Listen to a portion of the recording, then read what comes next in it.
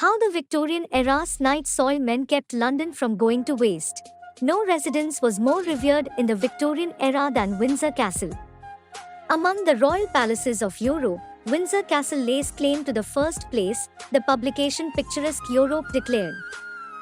Some might be larger, others may even surpass it in beauty of the site, but in none are size, beauty, and grandeur so united as in the first and oldest of the royal residences.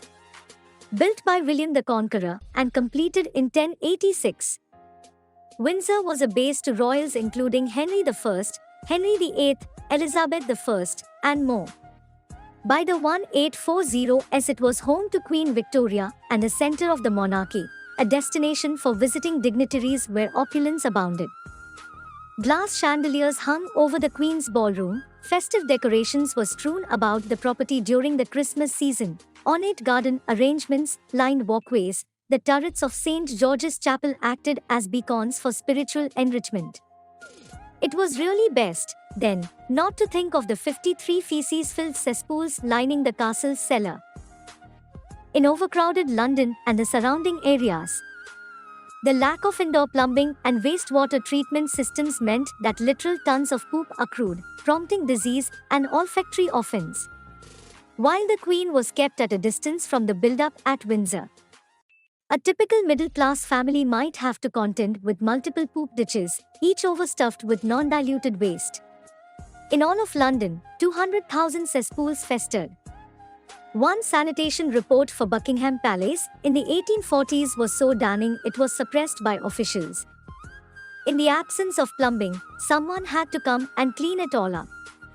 It's a testament to the decorum of the British that a euphemism was used. The feces was dubbed night soil, because it was retrieved nocturnally and could conceivably be used as fertilizer, and those tasked with disposing of it were known as night soil men.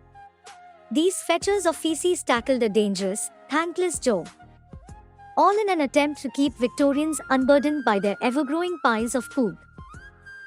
From its fashion and art to its architecture and excess, the Victorian era, a period covering Queen Victoria's 64-year reign, from 1837 to 1901, is among the most romanticized ages in world history. But in reality, the period was filthy in ways that seem incompatible with the affluence we now associate with it. More than 1 million people, or around 1/10 England and Wales' population at the time, lived in London in 1801. By the mid-1800s, it was 2 million, all of them contributing to human congestion that made sanitary living all but impossible. Grazing sheep went from white to black in days thanks to smoke and soot. The deceased were buried in mass graves, the upper layers of which rested just inches below the surface. Decaying flesh was a common smell, and bacteria from the bodies sometimes traveled to water sources.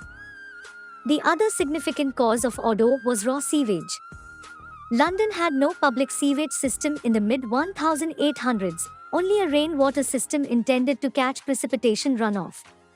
People doing their business left stool to gather in privies, or sheds with poop holes dug in the ground for the express purpose of harboring waste. Some were located out of the house, while others emptied directly into a basement cesspool. The brick-lined pits were usually covered up when not in use, though that did little to disguise the fact that a festering collection of excreta was growing larger by the day. If your waste was on the street or in a broken system, it would probably get washed down into a river or nearby pond or leak directly into a nearby groundwater table. Kimberly Worsham, a sanitation specialist and founder of consultancy firm Flush, facilitated learning for universal sanitation and hygiene, tells Mental Floss. Or maybe your cesspool was overflowing, so there were stagnant pools of pooey water everywhere that flies would feast off. Those contaminations are how people started to get disease outbreaks. This was an obvious problem, though not one that people of the era fully understood. Remember that, at the time, people had no clue that they were getting sick because of their contaminated water, Worsham says. They firmly believed in the miasma theory, which means that bad-smelling air caused diseases. People were more concerned with how things smelled and less about the water they had.